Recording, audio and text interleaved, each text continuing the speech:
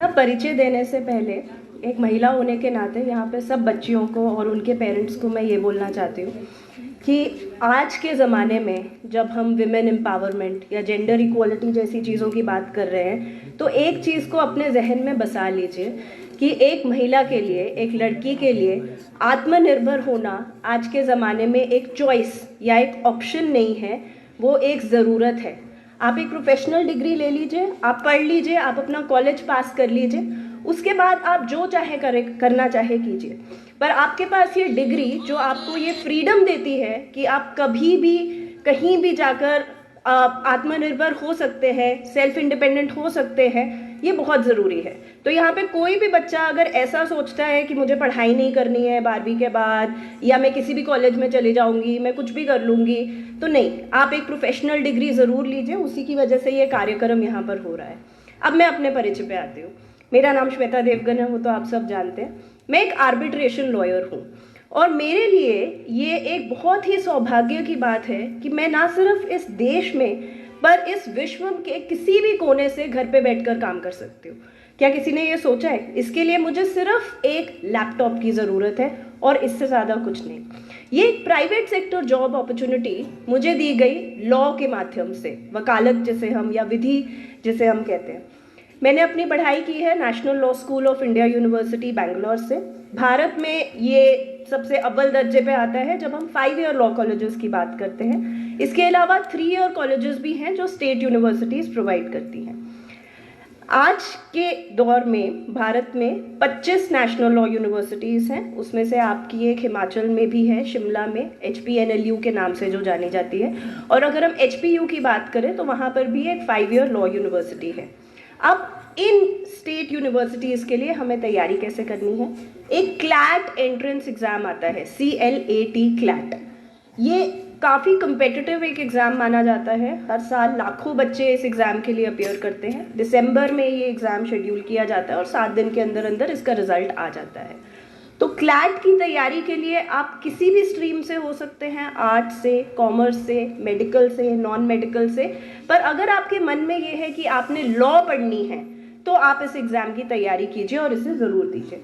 अगर आप state universities में एडमिशन लेना चाहते हैं, जैसे हिमाचल प्रदेश यूनिवर्सिटी, पंजाब यूनिवर्सिटी, या बहुत सारी ऐसी स्टेट्स की अलग अलग यूनिवर्सिटीज़ हैं, दिल्ली यूनिवर्सिटी, अगर आप ऐसी यूनिवर्सिटीज़ में जाना चाहते हैं तो स्टेट यूनिवर्सिटीज़ या सेंट्रल यूनिवर्सिटीज़ ने एक एग्ज़ाम निकाला है CUET के नाम से, तो आप इस एंट्रेंस की भी तैयारी कर सकते हैं।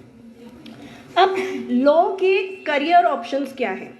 ज़रूरी नहीं है कि जब भी हम लॉ को एक करियर ऑप्शन के तौर पर देखते हैं, हम सोचते हैं कि वो प्रैक्टिसिंग एडवोकेट होंगे। इनफैक्ट मैं अभी मैडम से बात कर रही थी तो मैडम ने मुझसे पूछा आप एडवोकेट हैं, तो मैंने मैडम को यही कहा कि मैं एडवोकेट नहीं हूँ पर मैं लॉयर हूँ। ये फ़र्क क्या है? जो वकील, जो लॉयर प्रैक्टिस कोर्ट में जाकर ना करे उसे लॉयर कहते हैं, और जो प्रैक्टिस करता है, जिसके पास वो सर्टिफिकेट है प्रैक्टिस करने का, उसे हम एडवोकेट कहते हैं।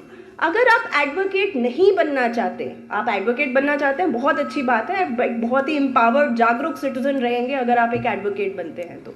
पर क्या लॉ का मतलब सिर्फ एडवोकेट बनना है? उसका उत्तर है नहीं। आपके पास क्या ऑप्शंस हैं अगर आप लॉ पढ़ते हैं?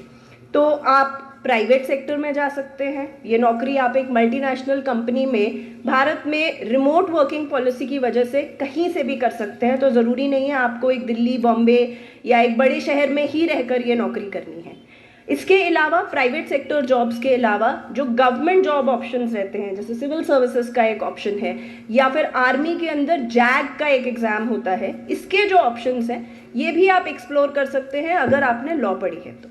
बहुत सारे गवर्नमेंट डिपार्टमेंट्स ऐसे हैं जहां पर लॉ ऑफिसर की वैकेंसी निकलती है, तो आप ये एग्ज़ाम्स भी दे सकते हैं और लॉ ऑफिसर बन सकते हैं।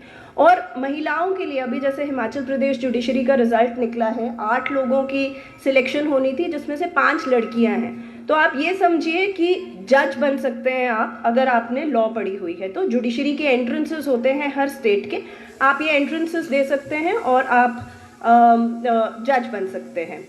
इसके अलावा लॉ में क्या ऑप्शंस हैं जो आप एक्सप्लोर कर सकते हैं? प्राइवेट प्रैक्टिस है, जैसे मैं एक आर्बिट्रेशन लॉयर हूँ। इसका क्या मतलब रहता है कि आजकल बहुत लोग ऐसे हैं जो कोर्ट में नहीं जाना चाहते हैं, या अपना जो तारीख पे तारीख के बारे में हमने काफ़ी सुना है, तो लोग उस तरीके से नहीं अपना जो डिस्प्यूट है उसे रिजॉल्व करना चाहते। तो बहुत लोग ऐसे हैं जो मीडिएशन, नेगोशिएशन, आपस में समझौता करके मामलों को निपटाना चाहते हैं। तो जो लॉयर्स, जो वकील ऐसी चीज़ों को करने में सहायता करते हैं, उन्हें हम आर्बिट्रेशन लॉयर्स कहते हैं। तो ये तो था कुछ law as a career option के बारे में। मैं चाहूँगी कि आप सब इसे सोचें, इसके बारे में सोचें। इसे सिर्फ एडवोकेसी का या फिर कोर्ट में प्रैक्टिस करने का एक ऑप्शन ना समझिए। अपने आप को समझें कि आप एक जज बन सकते हैं, एक मल्टीनेशनल लॉयर बन सकते हैं। बड़ा सोचिए, ये आपके लिए बहुत ज़्यादा ज़रूरी है। एंड वो कौन से बच्चे हैं जिनको लॉ करनी चाहिए, ये मेरा आखिरी मुद्दा होगा। वो बच्चे जो अपने आसपास की चीज़ों को देखते हैं, ऑब्जर्व करते हैं, जिन्हें पता है कि अच्छा वो बाइक ओवर स्पीड करके गई तो मतलब उसने कुछ तो गलत किया, ऐसे बच्चे, या फिर फुटपाथ पे वो गाड़ी चढ़ गई, ये तो गलत था।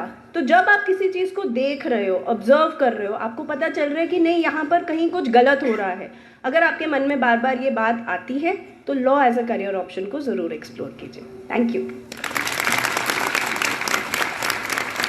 You so much ma'am.